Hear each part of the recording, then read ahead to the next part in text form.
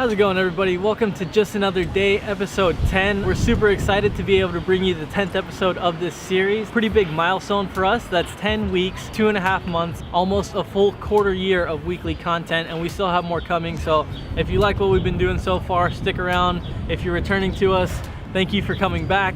And if you're new to the channel, go ahead and think about subscribing. So today for our 10th episode, we've got a bit of a special for you guys. I'm going to show you my first camera rig and all the jerry-rigging that I had to do to make it work. So of course, everything starts out with the bag. This was my very first camera bag. This was given to me by one of the Marines that I worked with, Lance Corporal Alvarez. I'm sure you've been promoted since then, so congratulations that that's happened. Pretty basic shoulder bag, run it however you like it.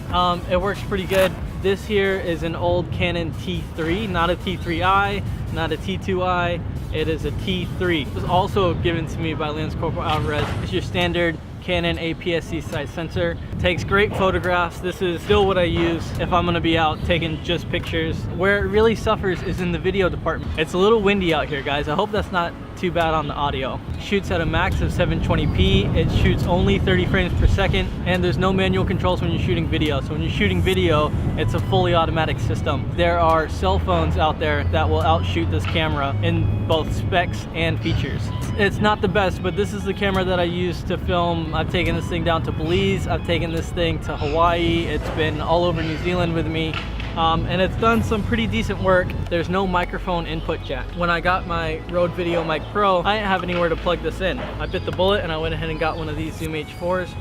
Instead of getting a cage and a rig, I opted for rubber bands. It came to my door the same day that I was leaving for the airport to go to Belize. I was walking out of the door with my bags packed, and the delivery guy walked up and handed me a package with this Zoom recorder in it. So when I landed in Belize, I went to the first store I could find. I got some rubber bands and I just rubber banded it to this, and that's how I've used this rig basically ever since.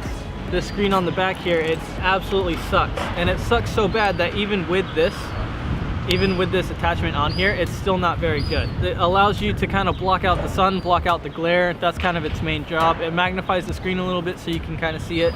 And if you're the kind of person who likes to shoot with both eyes open, it allows you to co-witness the environment around you and what your camera's seeing at the same time. This came in handy. The screen was so bad though that it almost didn't really even make a difference.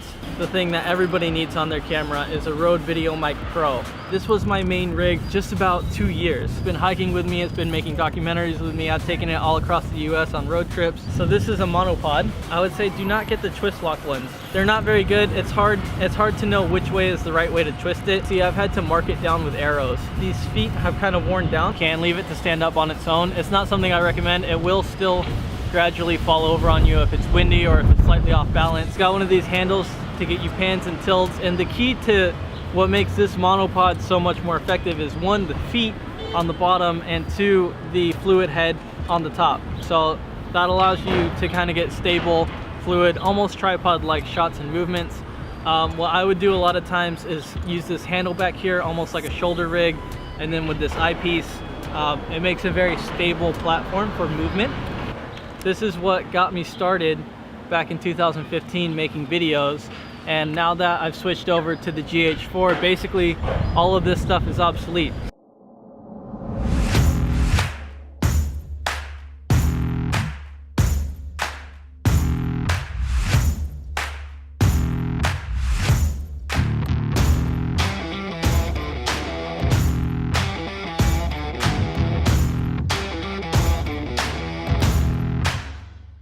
Okay, how's it going, everybody? This is Audrey. Audrey was the one who helped me get all those shots that you saw. What do you think of the GH5 as a camera? Loved it, and I will steal it from you if I can.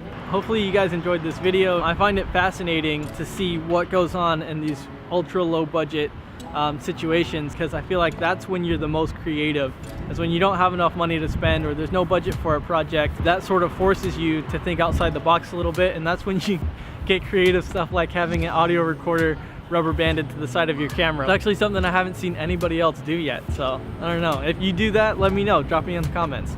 I'd love to know. That's it for this video, guys. Thank you for watching, and we'll catch you guys next time.